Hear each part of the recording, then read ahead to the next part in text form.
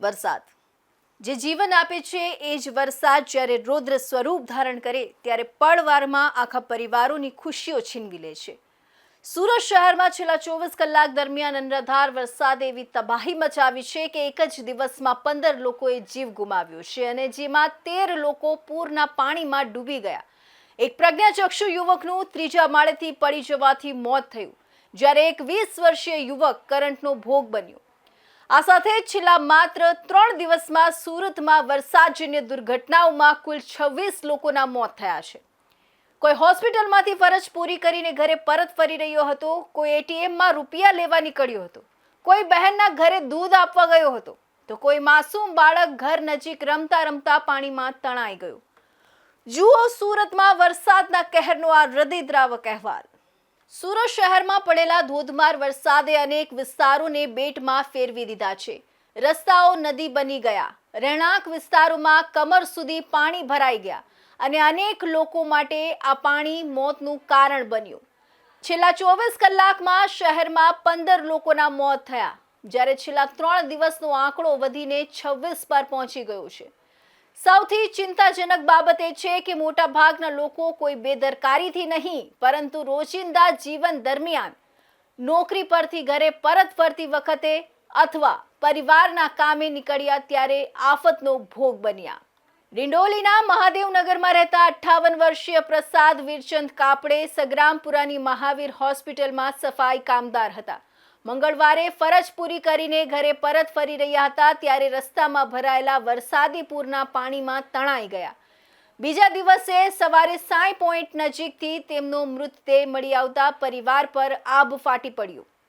સચિન નર્મદા હાઉસિંગમાં રહેતા 41 વર્ષીય સંજીત ત્રિવેણી મહંતો, જે સ્થાનિક મિલમાં હેલ્પર તરીકે કામ કરતા હતા, તેઓ પણ કંપનીમાંથી ઘરે ફરી રહ્યા હતા ત્યારે પાલી ગામ નજીક પૂરના પાણીમાં તણાઈ ગયા. બીજા દિવસે સવારે તેમનો મૃતદેહ મળી આવ્યો. પુણા ગામમાં પણ વરસાદે 2 પરિવારોની ખુશીઓ છીનવી લીધી. 45 વર્ષીય મહેશભાઈ જાલોદરા પૂરના પાણીમાં તણાઈ ગયા હતા. બીજા દિવસે તેમનો મૃતદેહ પાણીમાંથી મળી આવ્યો, જ્યારે 44 વર્ષીય પરેશસિંહ માનસિંહ ખેંગાર પોતાના ઘર નજીક જ વરસાદી પાણીમાં ડૂબી ગયા હતા. સવારે તેમનો મૃતદેહ મળતા સમગ્ર વિસ્તારમાં શોક છવાઈ ગયો. પાંડેસરામાં પણ 2 હૃદયદ્રાવક ઘટનાઓ સામે આવી.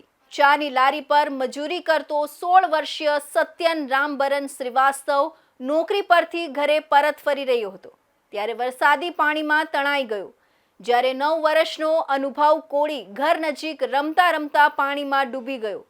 એક પરિવારનો કમાઉ દીકરો તો બીજા પરિવારનો માસૂમ બાળક, બંનેને વરસાદે છીનવી લીધા. સૌથી વધુ દુઃખદ ઘટના ઊન પાટિયા વિસ્તારમાં બની. 21 વર્ષીય હારૂન અખ્તર અંસારી અને તેનો 18 વર્ષીય ભાઈ ફારૂક અખ્તર અંસારી બંને હજીરાની કંપનીમાં નોકરી કરતા હતા. રાત્રે નોકરી પૂરી કરીને બાઇક પર ઘરે પરત ફરી રહ્યા હતા. ઘરથી થોડા જ અંતરે પહોંચ્યા હતા, પરંતુ રસ્તા પર ફરી વળેલા પાણીના જોરદાર પ્રવાહમાં બંને ભાઈઓ બાઇક સહિત તણાઈ ગયા. સર્ચ ઓપરેશન બાદ બંનેના મૃતદેહ મળી આવ્યા. એક સાથે 2 યુવાન દીકરાઓ ગુમાવતા પરિવાર પર જાણે દુઃખનો પહાડ તૂટી પડ્યો. ભીમરાણમાં રહેતો 20 વર્ષીય દેવ મનસુખભાઈ પટેલ બહેનના ઘરે દૂધ આપવા ગયો હતો. ત્યાં ફ્રીજ ચાલુ કરતી વખતે તેને જોરદાર વીજ કરંટ લાગ્યો અને સારવાર દરમિયાન તેનું મોત થયું. વેડ રોડમાં રહેતા નરેન્દ્ર ગજાનંદ વાનખેડે માત્ર એટીએમમાંથી રૂપિયા ઉપાડવા માટે નીકળ્યા હતા, પરંતુ પાણીમાં તણાઈ ગયા અને બીજા દિવસે તેમનો મૃતદેહ જેપી નગર નજીકથી મળી આવ્યો. પાંડેસરાના વડોદ ગામમાં રહેતા 18 વર્ષીય પ્રજ્ઞાચક્ષુ ભોલાભાઈ વરસાદ શરૂ થતા અગાસી પરથી નીચે ઉતરી રહ્યા હતા, પરંતુ ત્રીજા માળેથી નીચે પટકાતા તેમનું મોત થયું.